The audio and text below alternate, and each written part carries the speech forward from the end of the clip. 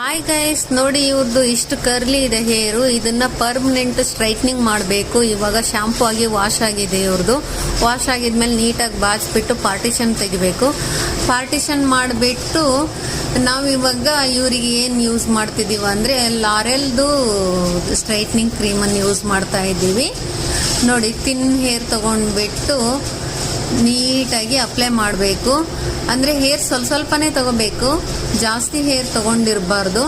ಹಾಗೆ ಅವ್ರ sitting position ಕೂಡ ಒಂದೇ ಲೆವೆಲ್ ಇರಬೇಕು. ಈಗ ಎಲ್ಲ ಅಪ್ಲೈ ಆಗಿದೆ ನೋಡಿ. ಫ್ರಂಟ್ ಹೇರ್ ಫ್ರಂಟಿಗೆ ಬಿಡಬೇಕು, ಬ್ಯಾಕ್ ಹೇರ್ ಬ್ಯಾಕಿಗೆ ಬಿಡಬೇಕು. ಹಾಗೆ ಒಂದು 30 ಮಿನಿಟ್ಸ್ ಬಿಟ್ಟಾಗಿದ್ಮೇಲೆ ಹೇರು ಸ್ಟ್ರೈಟ್ನಿಂಗ್ ಆಗಿದೆ ಅಂತ ಚೆಕ್ ಮಾಡಿ ಆಮೇಲೆ ವಾಶ್ ಮಾಡಬೇಕು. ವಾಶ್ ಮಾಡಿ ಆಗಿದ್ಮೇಲೆ ಅವರಿಗೆ ಓನ್ಲಿ ವಾಟರ್ ಅಷ್ಟೇ, ಮತ್ತೇನು ಕಂಡೀಷ್ನರ್ ಶಾಂಪು ಏನು ಅಪ್ಲೈ ಮಾಡಬಾರ್ದು. ಹಾಗೆ ವಾಶ್ ಆಗಿದ್ಮೇಲೆ ಬ್ಲೋ ಡ್ರೈ ಮಾಡಬೇಕು. ಒಂದು 90% ಡ್ರೈ ಆಗಿದ್ಮೇಲೆ ಸ್ಟ್ರೈಟ್ನಿಂಗ್ ಮಷಿನ್ ತಗೊಂಡು ಐರನ್ ಮಾಡಬೇಕು. ನೀಟಾಗಿ ಐರನ್ ಆಗಿರ್ಬೇಕು. ಅವರಿಗೆ ಸ್ವಲ್ಪನೇ ಹೇರ್ ತಗೋಬೇಕು. ಐರನ್ ಮಾಡೋಕ್ಕೆ ತುಂಬ ಪೇಷನ್ಸ್ ಬೇಕು. 1 ಅವರ್ ಐರನ್ಗೆ ಹೋಗುತ್ತೆ.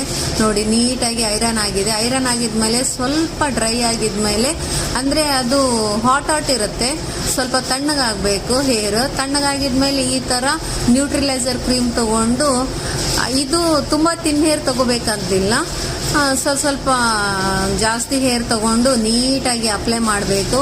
ಇದನ್ನು ಕೂಡ ಒಂದು 25 ಮಿನಿಟ್ಸ್ ಬಿಟ್ಟು ಆಮೇಲೆ ನೋಡಿ, ಇದು ಕಂಡೀಷ್ನರ್ ಅಪ್ಲೈ ಮಾಡಬೇಕು. ಒಂದು 5 ಮಿನಿಟ್ಸ್ ಬಿಟ್ಟು ವಾಶ್ ಮಾಡಿ ಮತ್ತೆ ಬ್ಲೋ ಡ್ರೈ ಮಾಡಬೇಕು.